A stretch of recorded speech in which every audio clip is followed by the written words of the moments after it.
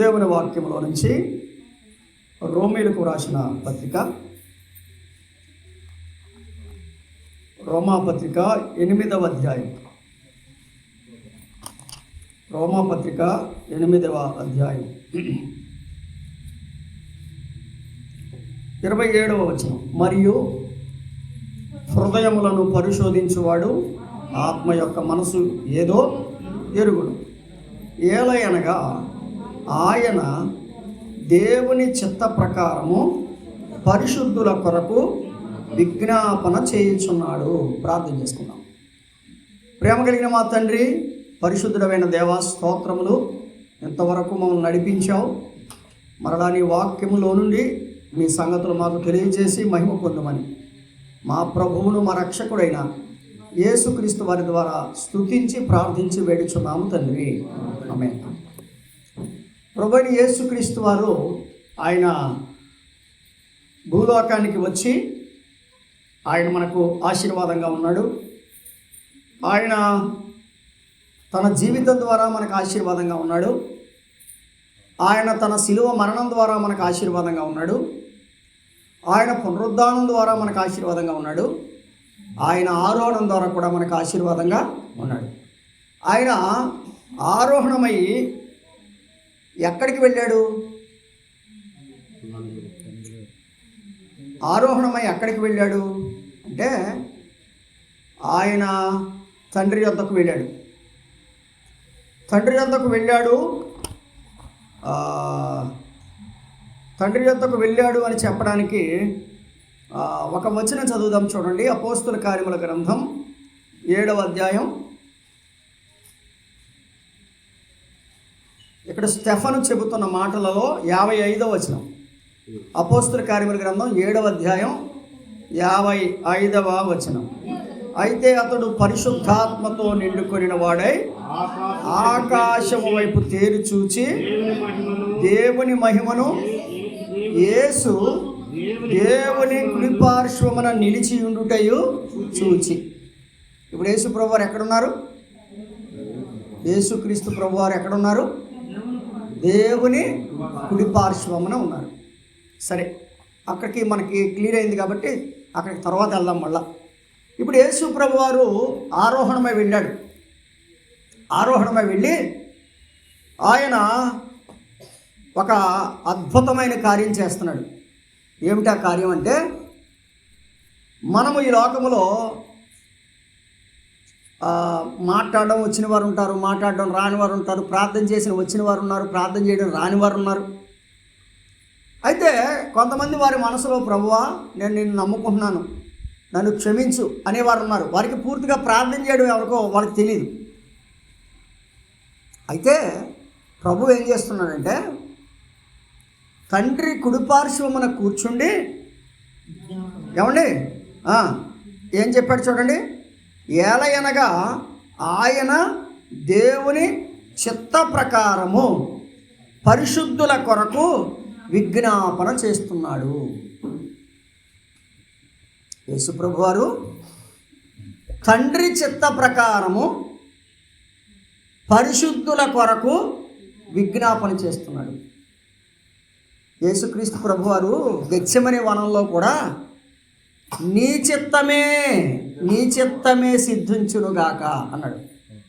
కాబట్టి యేసుక్రీస్తు ప్రభువారు పరలోకానికి వెళ్ళిపోయి నా పని అయిపోయింది, నేను రిలాక్స్ అయిపోదాము, నేను వాళ్ళ కొరకు ఎన్నో తిప్పలు పడ్డాను, కొరడా దెబ్బలు తిన్నాను, మేకులు తిన్నాను, లేకపోతే ముండ్ల కిరీటాన్ని పొందాను, ఉమ్ము వేతలు అనుభవించాను, అవమానాలు అనుభవించాను, చనిపోయాను, తిరిగి లేచాను, ఇక నా పని అయిపోయింది, సమాప్తం అన్నాను కదా, ఇక నేను రెస్ట్ తీసుకుందామని అనుకోలేదు.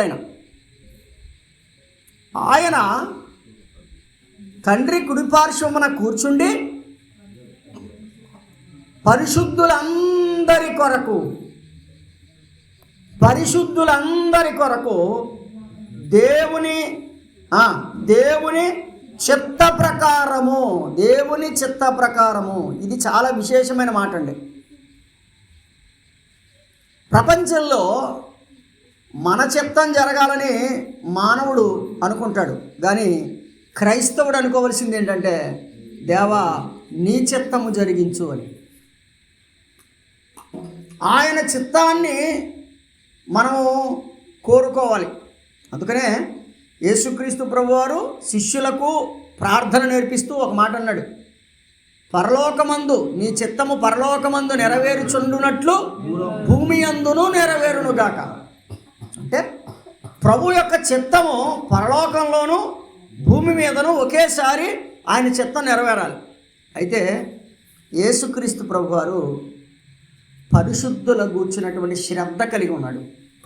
అంటే భూలోకంలో తన రక్తము చేత కడగబడి తన నామమందు విశ్వాసం ఉంచి ఆ ప్రభువు నా కొరకు చనిపోయి సమాధి చేయబడి తిరిగి లేచాడని విశ్వసించినటువంటి పరిశుద్ధులు ఎవరైతే ఉన్నారో, క్రీస్తు రక్తంలో కడగబడిన వారు ఎవరైతే ఉన్నారో వారి కోసము ఆయన తండ్రి పక్కన కూర్చుని ఏం చేస్తున్నాడంటే ప్రతి పరిశుద్ధుని కొరకు విజ్ఞాపన చేస్తున్నాడు. నేను అంటాను, మన ఇంట్లో వాళ్ళ కొరకే మనం ప్రార్థన చేయలేం.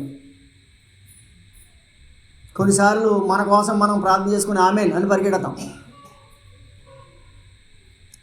బంధువుల కొరకు, స్నేహితుల కొరకు, ఏమండి మనకు తెలిసినటువంటి వారి కొరకు, లేకపోతే మన గ్రామం కొరకు మనము ప్రార్థన చేయగలుగుతున్నామా? యేసు ప్రభువారు తండ్రి దగ్గర కూడా మనకు ఆశీర్వాదంగా ఉన్నాడు. అది ఆ సంగతి చెప్పాలని నేను ఆశపడుతున్నాను. నాకు ఎంత సంతోషం వేసిందంటే ఈ మాట చదివినప్పుడు, ప్రభువా నువ్వు మా కొరకు ఇన్ని శ్రమలు పడ్డావు, నువ్వు అక్కడ కూడా రెస్ట్ తీసుకోవట్లేదు. ఏమండి ఆయన అక్కడ కూడా ఏం చేయట్లేదు, ఆయన అక్కడ కూడా నెమ్మది పొందట్లేదు. అక్కడ కూడా రిలాక్స్ అయిపోయి, లేకపోతే నాకు ఇక పని ఏమీ లేదు అన్నట్టుగా లేదు. ఈనాడు క్రైస్తవులు ఎలా ఉన్నారంటే, నేను యేసు ప్రభువుని నమ్ముకున్నాను, బాప్తిసం పొందాను, ఆమేన్ అయిపోయింది, ఇంకా అంటే నేను పరలోకానికి వెళ్ళిపోతాను, నాకు టికెట్ దొరికేసింది అనుకున్నట్టుగా రిలాక్స్ అయిపోతున్నారు చాలామంది. మరి యేసు ప్రభు వరకు తన్నులు తింటున్న వాళ్ళ సంగతి ఏంటి?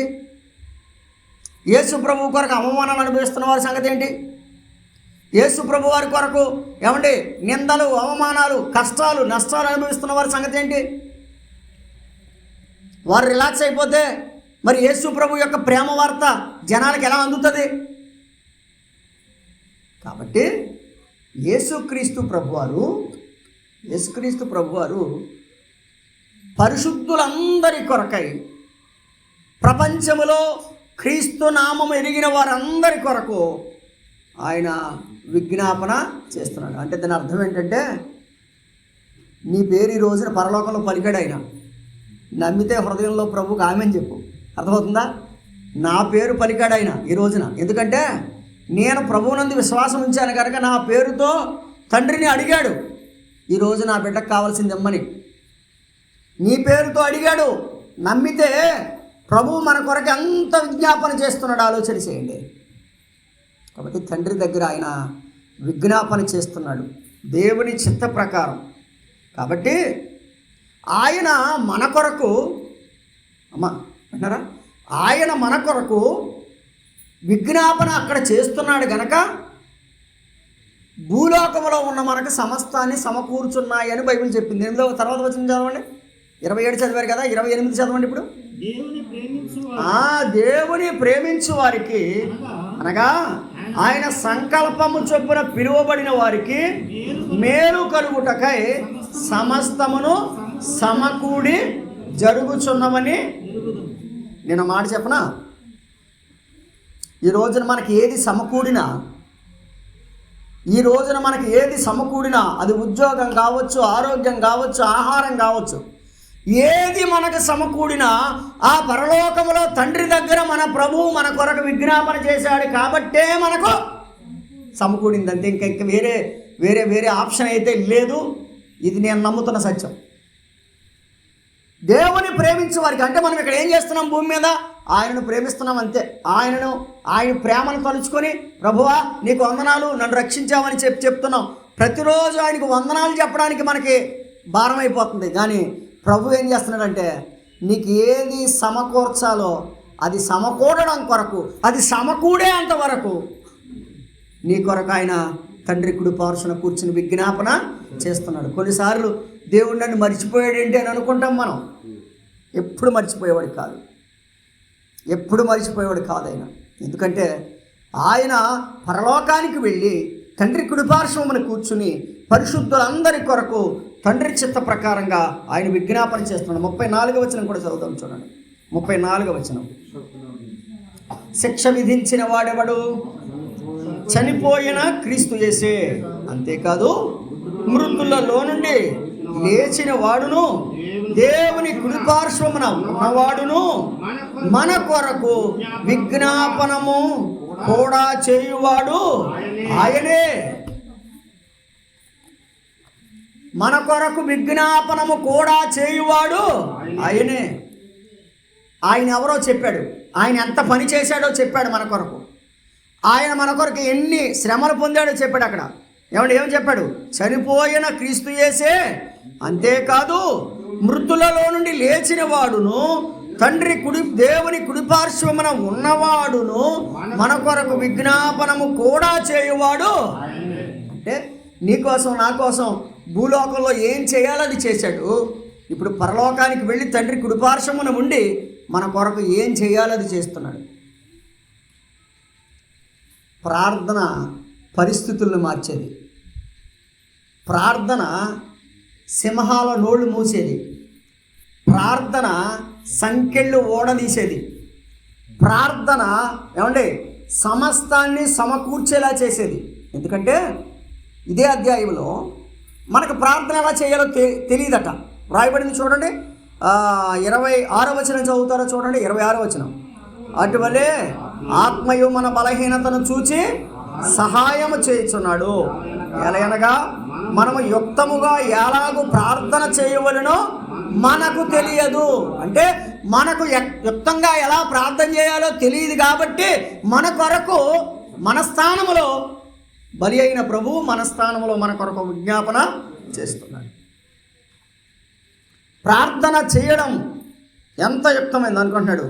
సఖ్యము కాని కదా మనకు తెలియదు, కానీ ఉచ్చరింప సఖ్యము కాని మూలుగులతో ఆ ఆత్మ తానే మన పక్షమున విజ్ఞాపన చేస్తున్నాడు. ఇప్పుడు చూడండి 26వ వచనములో ఆత్మ చేస్తున్న విజ్ఞాపన మన పక్షంగా.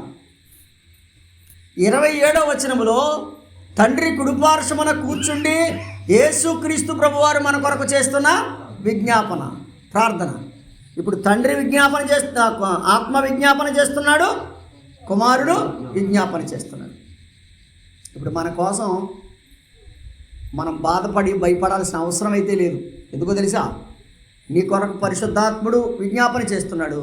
నీ కొరకు తండ్రి కుడిపార్శ్వమున ఉన్న క్రీస్తు ప్రభువారు కూడా విజ్ఞాపన చేస్తున్నాడు. ఇప్పుడు యేసు ప్రభువారు ఆరోహణమై తండ్రి దగ్గరికి వెళ్ళిపోవడం ద్వారా మనకి మేలంటారా కీడంటారా? సమకూర్చి కదా మత్తయి సువార్త చెప్పాడు, ఇవన్నీ మీకు కావాలని మీ పరలోకపు తండ్రికి.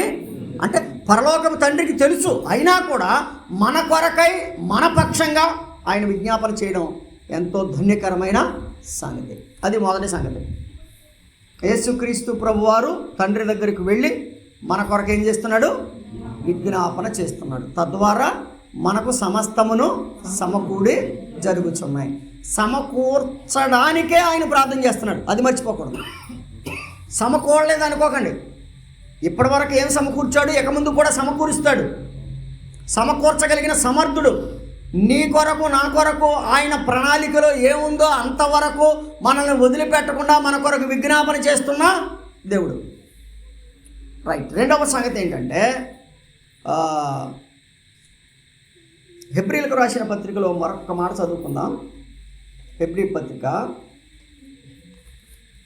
7వ అధ్యాయం. ఇక్కడ కూడా విజ్ఞాపన కోసమే ఉంది, ఆ మాట గుర్తొచ్చింది. 7వ అధ్యాయం 25వ వచనం. ఈయన తన ద్వారా దేవుని యొద్దకు వచ్చేవారి పక్షమున విజ్ఞాపనము చేయుటకు ఈయన తన ద్వారా దేవుని యొద్దకు వచ్చేవారి పక్షమున. అంటే ఇప్పుడు మనం ఇంట్లో మోకరించాం, లేకపోతే మనం పని చేసుకునే స్థలంలో మోకరించాం, లేకపోతే కూర్చునే ప్రార్థన చేసుకుంటున్నాం. ఈ ప్రార్థన తండ్రి దగ్గరికి వెళ్ళాలి. అంటే ఖచ్చితంగా అడ్రస్ యేసు ప్రభు వారిది ఉండాలి. తన ద్వారా దేవుని యొద్దకు వచ్చువారి పక్షమున. ఇప్పుడు ఆయన ద్వారా మనము దేవుని దగ్గరికి వెళ్ళాలి. ప్రభు ఏమన్నాడు? నేనే మార్గమును సత్యమును, అంటే ఆయనే మార్గము, ఆయనే సత్యం, ఆయనే జీవం కనుక ఆయన ద్వారానే తండ్రి దగ్గరికి వెళ్ళాలి మనం. మరొకసారి ఆయన చెప్పాడు ఇలాగా,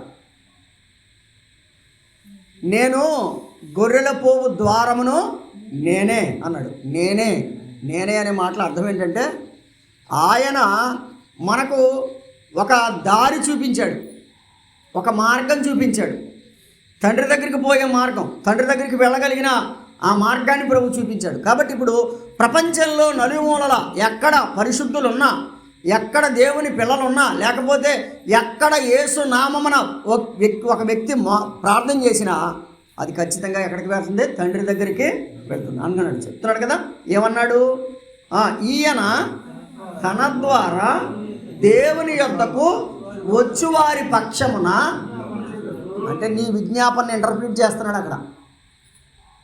నువ్వు చేస్తున్నావు కదా, నువ్వు చేసావు ప్రార్థన, అది దేవునికి తెలియదా? తెలుసు. కానీ నీ ప్రార్థనని మ్యాగ్నిఫై చేసి, నీ ప్రార్థన నీ అవసరతని భూతత్వంలో చూపించి, నాయన ఇంత అవసరంలో ఉన్నాడు ఈ బిడ్డ అని చెప్పి నీ అవసరాన్ని నా అవసరాన్ని తండ్రికి కళ్ళకు కట్టినట్లుగా ఆయన ఏం చేస్తున్నాడంటే తన యొక్క దేవుని యొద్దకు వచ్చే వారి పక్షమున విజ్ఞాపనము చేయుటకు నిరంతరము జీవించుచున్నాడు. ఇప్పుడు యేసు ప్రభు వారు చనిపోయిన శవం కాదు. ఒకడంటాడు బుద్ధి లేనోడు, శవాన్ని పూజించారేంటరా మీరు అంటాడు. శవాన్ని పూజించడం ఏంటరా? ఆడికి పూర్తిగా అర్థం కాదు. వాడు ఎప్పుడు వినలేదు, వాడు అంత లోతుకి వెళ్ళలేదు. అందుకనే వాడినే ఒకసారి అడిగాడు, ఏదో అడుగుతుంటే బైబిల్లో ఏదో ఒక విషయం అడిగితే అన్నాడు, సరే అయితే నేను బైబిల్లో నువ్వు అడిగిన దానికి నేను సమాధానం చెప్తాను, మత్తయి సువార్త తర్వాత ఏంటి చెప్పు అన్నాడు. ఆడు ఇర్మియా అంటున్నాడు. నువ్వు ముందు బైబిల్ చదివి తర్వాత అడుగు నన్ను. అంటే ప్రశ్న అయితే వేసావు, కానీ నీకేదో ఒక మొక్క ఎవడో చెప్పాడు, ఆ మొక్క పట్టుకుని వచ్చి నన్ను అడుగుతున్నావు. దేని తర్వాత ఏంటో, ఒక క్రమం ఏంటో, ఒక విధానం ఏంటో నీకు తెలియకుండా నన్ను అడుగుతున్నావు. కాబట్టి శవాన్ని మేము పూజించట్లా. ఏమండి, ఎవరిని మేము పూజిస్తున్నామంటే చనిపోయి సమాధి చేయబడి తిరిగి లేచి ఆరోహణమై వెళుతూ కూడా మమ్మల్ని ఆశీర్వదించి వెళ్ళిన యేసుక్రీస్తుని మేము పూజిస్తున్నాం. ఆ యేసు ప్రభు ఆరోహణమై తండ్రి దగ్గరకు వెళ్ళి తండ్రి కుడిపార్శ్వమున కూర్చుండి మా కొరకు ఆయన ఏం చేస్తున్నాడు? విజ్ఞాపన చేయడానికి ఆయన నిరంతరము జీవించుచున్నాడు. కాబట్టి ఆయన మన కొరకు విజ్ఞాపన చేస్తున్నాడు. ఇది మనకు ఆశీర్వాదం. రెండవ సంగతి ఏంటంటే, రండి యోహాను సువార్త 14వ అధ్యాయం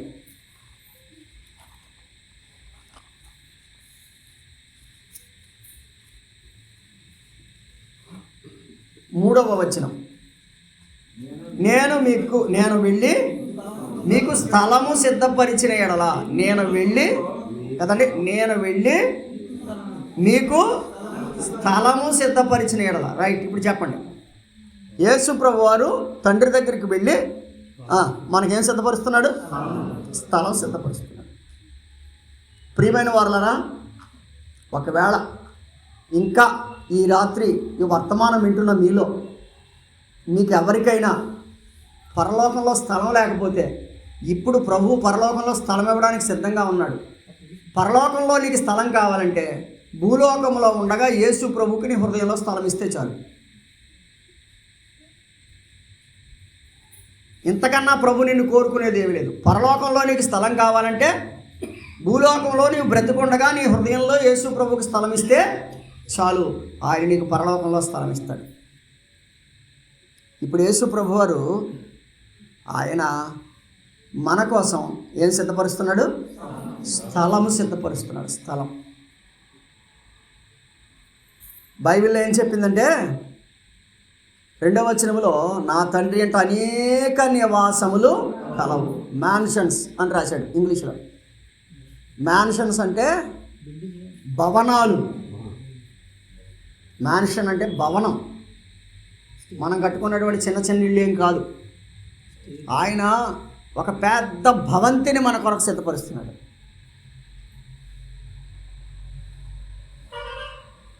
భక్సింగ్ గారును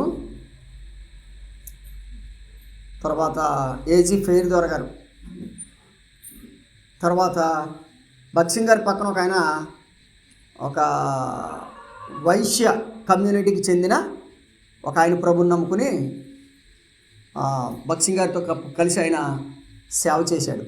ఆ సహోదరుడి పేరు నాకు గుర్తు రావట్లేదు. పెద్ద ఆయన చాలా నల్లగా ఎత్తుగా ఉంటాడు. ఆయన కనీసం బట్టలు వేసుకోవడం కూడా సరిగ్గా వచ్చేది కదంట. ఆయనకి కొంచెం వస్త్రధారణ అది నేర్పించి భక్సింగ్ గారు తనతో పాటు తిప్పుకునేవాడంట. తిప్పుకుంటూ వాళ్ళు ముంబై పట్టణంలో రోడ్డు మీద నడుస్తూ, సోదరుడా ఇదిగో ఈ పెద్ద భవంతి చూసావా, ఎంత అందంగా ఉంది కదా, దీనికంటే నీకు నాకు మన ప్రభు అద్భుతమైన భవంతిని సిద్ధపరుస్తున్నాడు, ప్రభుకి మహిమ కలుగునుగా కానీ ఒకరికొకరు చెప్పుకుని ఆనందపడిపోయేవారంట.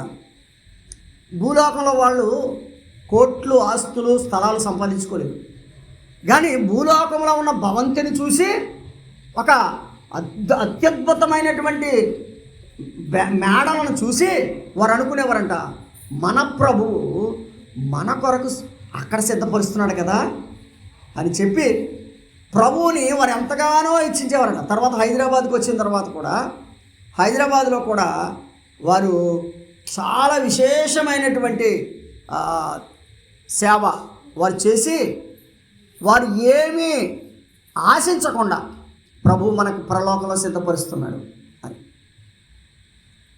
ఇప్పుడు మనంతా ఏంటంటే భూలోకంలో మనం ఆశిస్తాం, పరలోకం కోసం వాళ్ళు పక్కన పెట్టి. మీకు ఇంకో సంగతి చెప్పాలి. మన టిలిసిలి దొరగారి తాత ఆయన సెట్టిపేటలో ఉండేవాడంట. సెట్టిపేట నుంచి నిడదోలు నడిచి వెళ్ళేవాడంట, కాలం కొట్టంట.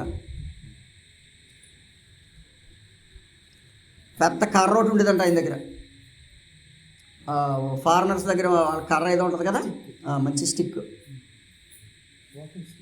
Walking stick. ఈయన నడుస్తుంటే వెనకాల వాళ్ళు పొరుగంట. ఎందుకంటే ఆయనేమో పెద్ద అంగ పెద్దదా వేసుకుంటూ పోతాడు, వీళ్ళేమో వెనకాల పొరుగు. అయితే ఇప్పుడు కట్టిన రైల్వే ఇది కట్టారు చూసారా, దానికి అక్కడికి వచ్చేటప్పటికి బంగారు వడ్డానం రోడ్డు మీద పడిపోయిందంట. ఏంటి బంగారు వడ్డానం కర్రెట్టి ఇలా గెంటాడు దాన్ని, ఇలా కర్రెట్టి ఏం చేశాడంట, ఇలా గెంటాడంట. వెనకాల వాళ్ళు అది బాబు ఏంటి బాబు అది మనల్ని తీసుకొని ఇవ్వడం, ఇప్పుడు ఎంతకు అర్థమవుతుందా? వెనకాల వచ్చేవాడు తీసుకుంటే కుదరదు, మళ్ళీ వేసేస్తాడు దెబ్బ. వెనకాల వచ్చేవాడు తీసుకుంటా కుదరదు, ఆయనే తీసుకోడు అని చెప్పి వాళ్ళకి చెప్పాడంట. ఇది చిన్న బంగారు మొక్క, మనము పరలోకములో బంగారు వీధుల్లో నడుస్తామని చెప్పాడంట. చెప్పండి, ఎక్కడ నడుస్తాం? ఇప్పుడు ప్రభు ఏమి సిద్ధపరుస్తున్నాడు మనకి? బంగారు వీధులు. మన ఇంటికాడి నుంచి అక్కడ నడుచుకుంటా సిమెంట్ రోడ్డు వేసుకోలేకపోతున్నామ్మా, ఒక తట్టక అంకర వేసుకోలేకపోతున్నాం. ప్రభు మనకేం సిద్ధపరుస్తున్నాడు? బంగారు వీధులు. ఇప్పుడు మనం ఏం చేస్తాం తెలుసా? ఏదైనా బాగా నచ్చిందనుకో, అది బంగారమే కాకలేదు, దాన్ని తీసేసి దాహేస్తాం అంతే. అది చెప్పులు అవ్వచ్చు. కొంతమంది చెప్పులు దొంగలు ఉన్నారు. మొన్న ఒకడిని ఎవడో పేపర్లో వేసాడు, చెప్పులు దొంగంట, ఆడు నిండా చెప్పులేనంట. మరి ఏం చేసుకుంటాడో నాకు అర్థం కాదు. ఫోటో కూడా వేసాడండి. చెప్పులు దొంగ ఆడు మొత్తం ఆడు ఇంటి నిండా చెప్పులంట. ఆడికి చెప్పులు చూస్తే పట్టుకెళ్ళిపోవాలంట, అంతే. ఆడు వేసుకోడు, పట్టుకెళ్ళిపోతాడు, ఇంట్లో పెట్టేసుకుంటాడు. ఈ మధ్య నాకు కొంతమంది చెప్పింది ఏంటంటే, చెప్పులు కనపెడతలేదని మా అని. అంటే ఇలా ఈ చెప్పుల కోసమే ఏడ్చేవాడికి ఇంకా బంగారం ఎందుకు, బంగారం వీధులు ఎందుకు చెప్పండి. నేను అనేది ఏంటంటే ఈ చెప్పుల కోసం ఏడ్చేవాడికి బంగారం వీధులు ఎందుకు, బంగారపు ఆ భవంతులు ఎందుకు. తెలిసిలేవి ద్వారా గారు తల్లి తండ్రి ఆయన, తల్లి తండ్రి పెద్ద వడ్డానం అంటండి. ఇలా కర్ర ఇలా పెట్టి ఇలా గెంటాడంట. వెనకాలోడేమో నోరు నొక్కేసుకుంటున్నారంట. అయ్యి బాబోయ్ మనకు దొరికితే బాగుండు. అప్పట్లో దొరికితే కోటీశ్వరుడు అయిపోతుంది వాడు. మళ్ళీ తిరిగి వెళ్ళి నెడదోల నుంచి వచ్చేటప్పటికి అది లేదు, ఎవడో తిప్పాడు. ఆడు తెలియనోడు, దేవుని తెలియనోడు, ఆడు పట్టుకుపోతాడు. ఆడికేంటి, మనము దేవుని ఎరిగిన వారు, మనకు దేవుడు ఏం చేస్తున్నాడు, స్థలము సిద్ధపరుస్తున్నాడు. చెప్పండి, ఇప్పుడు మనం స్క్వేర్ ఫీట్ లెక్కలో కొనుక్కుంటున్నాం స్థలాలు. మరి అక్కడ ఎంత ఉంటుందో ఏంటో, అసలు ఆ విలువ మనం కట్టగలమండి. బంగారు వీధులు కలిగిన పట్టణం, ముత్యాలతో రత్నాలతో అలంకరించబడిన అత్యున్నతమైన పట్టణం. ఆ పట్టణాన్ని దేవుడు మన కొరకు సిద్ధపరుస్తున్నాడు. ఆ పట్టణంలో పరిస్థితి ఎలా ఉంటుందో చెప్పమంటారా? చూడండి, ఆ పట్టణంలో పరిస్థితి ఎలా ఉంటుందంటే, ప్రభువు మనకు సిద్ధపరిచేటువంటి పరిస్థితి ఎలా ఉంటుందంటే, ప్రకటన గ్రంథం 7వ అధ్యాయం, ప్రకటన గ్రంథం 7వ అధ్యాయం 16వ వచనం. ప్రకటన గ్రంథం 7వ అధ్యాయం 16వ వచనం. వారికి ఇక మీదట ఆకలైన దాహమైన ఉండదు, సూర్యుని ఎండ అయినను ఏ వడగాలి అయినను అంతే.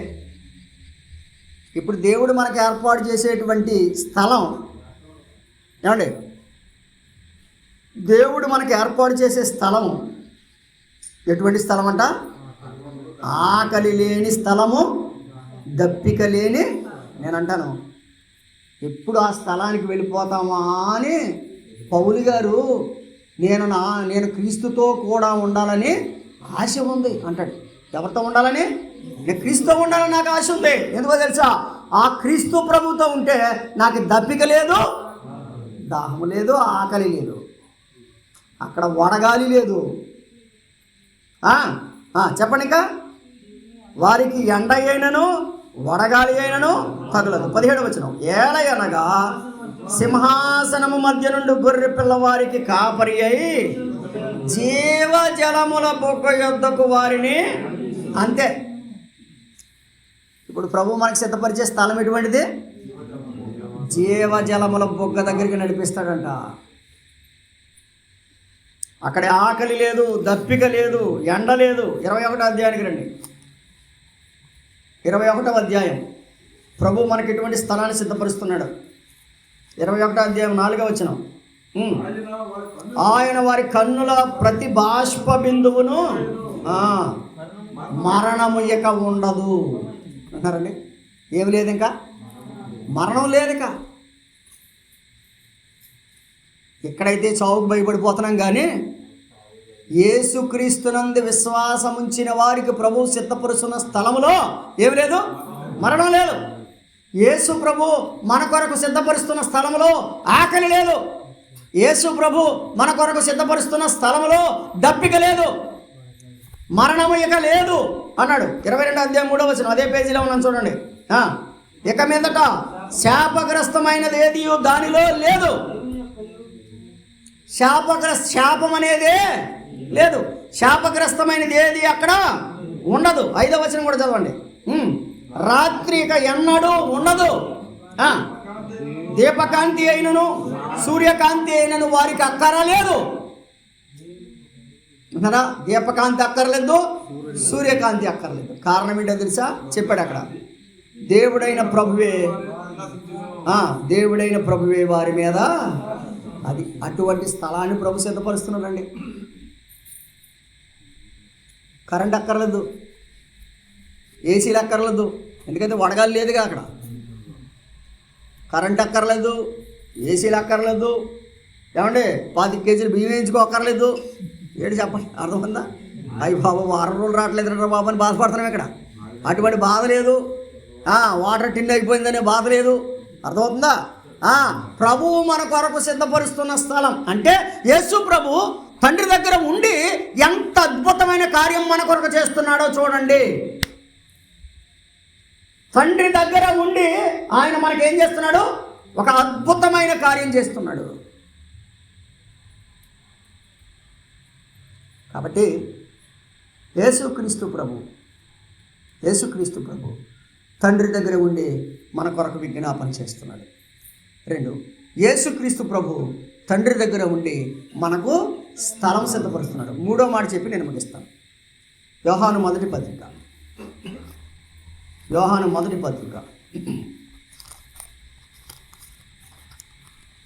2వ అధ్యాయం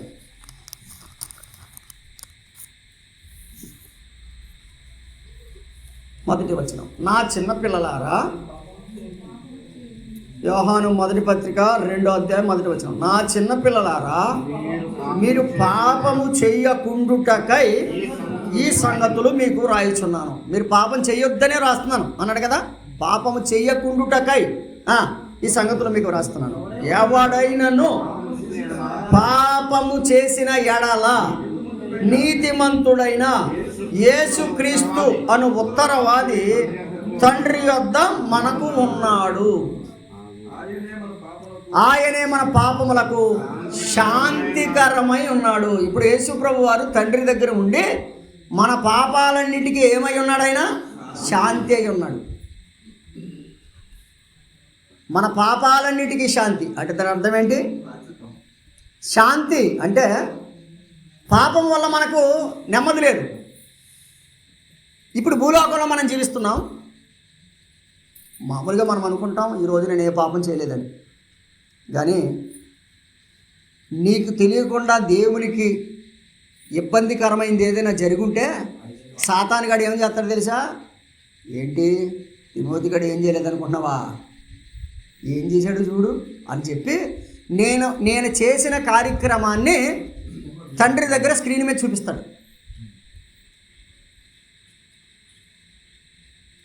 చూపించినప్పుడు తండ్రి ఏమంటాడు?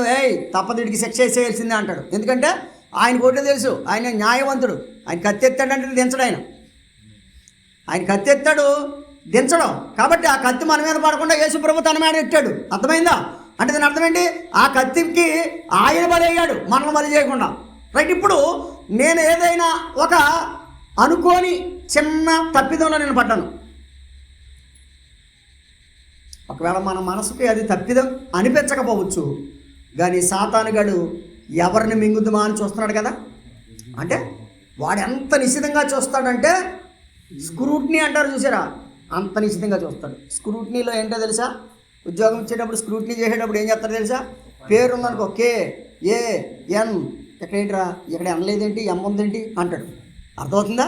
అంటే ఒక్క అక్షరం కూడా తేడా ఉండదు, దాన్ని స్క్రూట్నీ అంటారు. అంటే వాడు సాతానుడు ప్రతిరోజు స్క్రూట్నీ చేస్తున్నాడు, మనల్ని స్కాన్ చేస్తున్నాడు. చిన్న తప్పిదం అంటే మనకు తప్పిదం కాదు అని తెలిసినా కూడా అది వాడి దృష్టికి, దేవుడి దృష్టికి తప్పిదం అని తెలిస్తే కనుక దాన్ని పట్టుకెళ్తాడు ముందు. కంప్లైంట్, పితూరి బాక్స్ అని ఉంటుంది తెలుసా? ఫిర్యాదుల బాక్స్.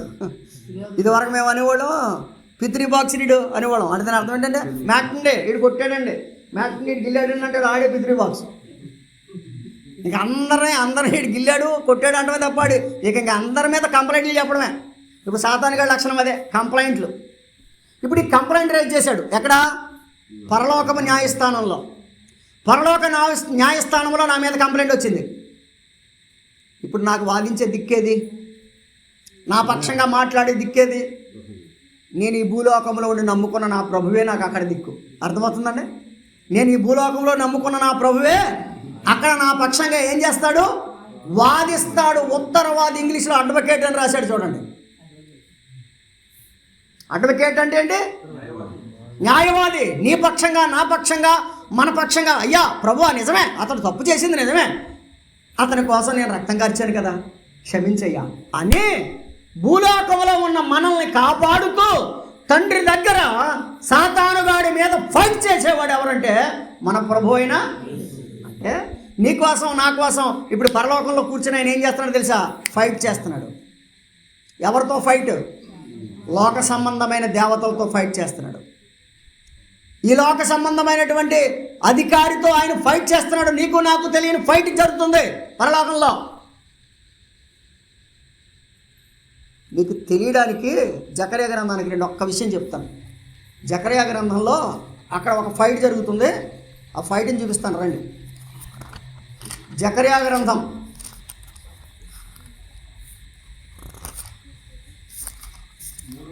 3వ అధ్యాయం అక్కడ 1వ వచనములో, మరియు యెహోవా దూత ఎదుట ప్రధాన యాజకుడైన యెహోషువ నిలబడి ఉండుటయు. యెహోవా దూత అంటే మన ప్రభువైన యేసుక్రీస్తు. ఆయనే ఉత్తరవాది, మనకి ఆయనే అడ్వకేట్. ఇక్కడ కంప్లైంట్ ఎవరి మీద అంటే యెహోషువ మీద. యెహోషువ ఎవరంటే అక్కడ ఉందండి, ప్రధాన యాజకుడు. అర్థమవుతుందా? యెహోషువ మామూలు వ్యక్తి ఏం కాదు, ప్రధాన యాజకుడు కదా. మనం ఎవరం? రాజులైన యాజక సమూహం. అంటే ఆయన ప్రధాన యాజకుడు, మనం యాజకులం, రైట్. ఇప్పుడు ఆ యాజకుడి మీద కంప్లైంట్ ఇచ్చినాడు ఎవడు? అక్కడ ఉంది చూడండి, రాసి ఉంది చూడండి. సాతాను ఫిర్యాది అయి అతని కుడి పార్శ్వమున నిలవబడుటయు అతడు నాకు కనబరిచాను. ఇప్పుడు పితృ బాక్స్ గడేమో సాతాను గడు. కంప్లైంట్ ఎవరి మీద ఇచ్చాడంటే యెహోషువ మీద ఇచ్చాడు. యెహోషువ చిన్న పని ఏం చేయట్లా, పెద్ద పని చేస్తున్నాడు. ప్రధాన యాజకుని ఉద్యోగం చేస్తున్నాడు, ప్రధాన యాజకుని పని చేస్తున్నాడు. చూడు ఇతడు ప్రధాన యాజకుడు అయ్యుండి ఎంత మలిన వస్త్రాలు వేసుకున్నాడో చూడు అంటున్నాడు. అర్థమవుతుందండి? ఏం వేసుకున్నాడు చూడు. ఏం చూపెడుతున్నాడు? వస్త్రాలు చూపెడుతున్నాడు. ఏమండి ఏం చూపిస్తున్నాడు?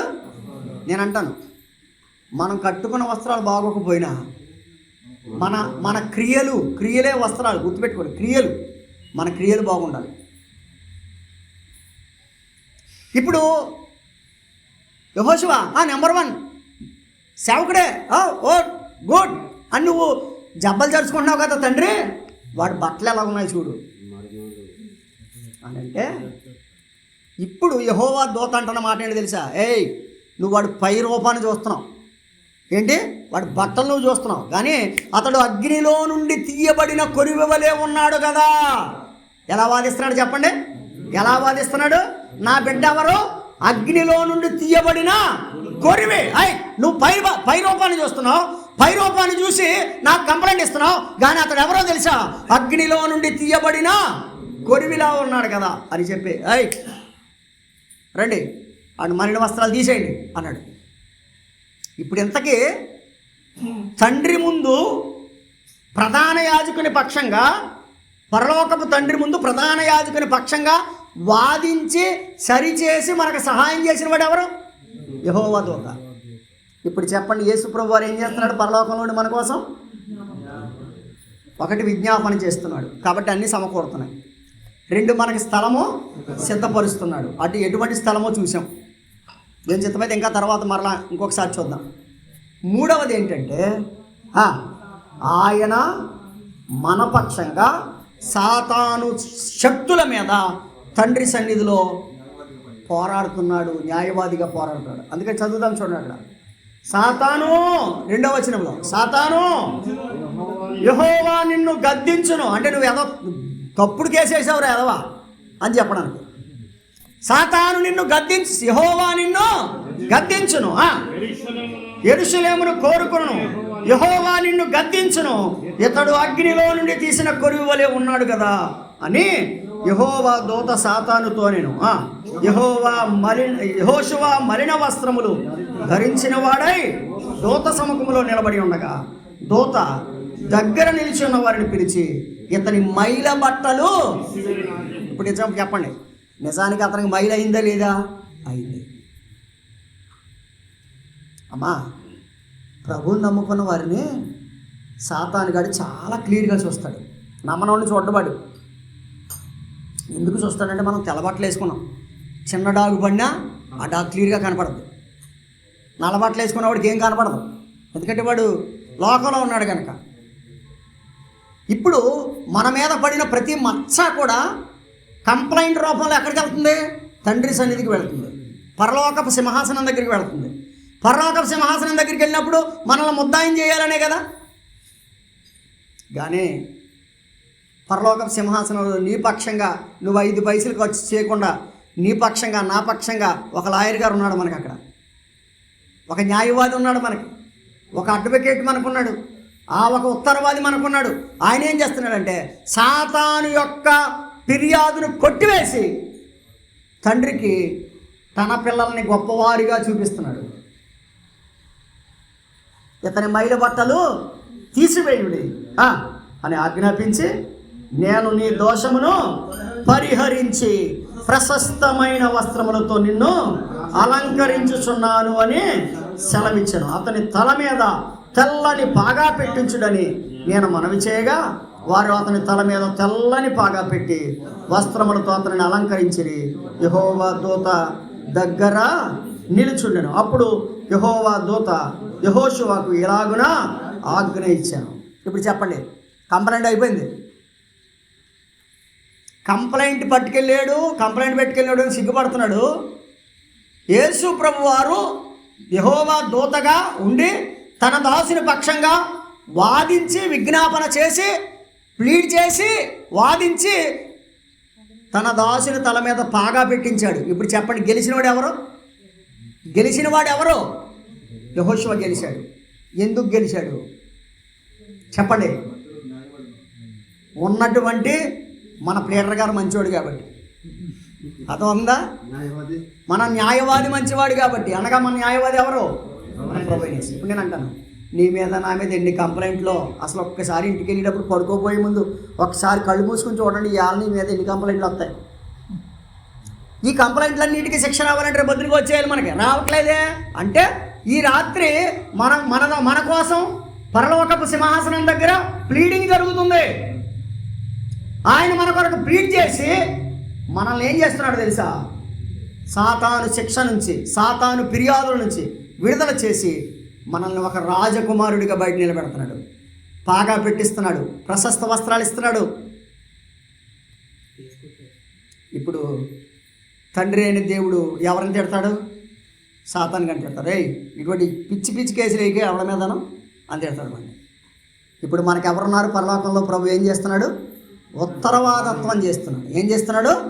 రైట్, చెప్పండి. ఇప్పుడు మనం 3 మాటలు విన్నాం. పరలోకములో ప్రభువు దగ్గర, తండ్రి అయిన దేవుని దగ్గర ప్రభువారు ఉండడం ద్వారా మనకు కలిగిన 3 ఆశీర్వాదాలు విన్నాం. 3 ఆశీర్వాదాలు. నెంబర్ 1, మనకు విజ్ఞాపన చేస్తున్నాడు. 2, మనకు స్థలము సిద్ధపరుస్తున్నాడు. 3,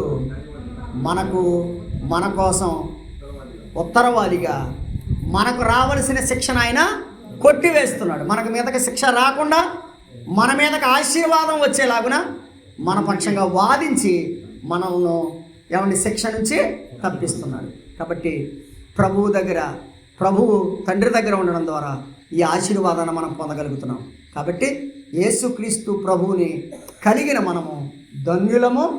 ఆ ధన్యత ప్రభు మనకిచ్చాడు. ఇంకా ఎవరైనా పొందకపోతే ఇప్పుడే యేసు ప్రభు నేను పాపిని ఒప్పుకోండి, ప్రభువుని మీ సొంత రక్షణగా అంగీకరించండి. ప్రభు మీ పక్షంగా కూడా విజ్ఞాపన చేస్తాడు, మీకు స్థలం సిద్ధపరుస్తాడు, మీ కొరకు కూడా ఆయన వాదిస్తాడు. ఆ శ్రేష్టమైనటువంటి ఆ నిత్య రాజ్యానికి మిమ్మల్ని వారసులుగా చేస్తాడు. కాబట్టి ఆ రకంగా ప్రభువుని ఎరగని వారు ఎవరైనా ఉంటే ఇప్పుడైనా ప్రభువుని ఎరిగి రక్షణ పొందండి. ప్రభువుని నమ్మిన వారు సంతోషించండి.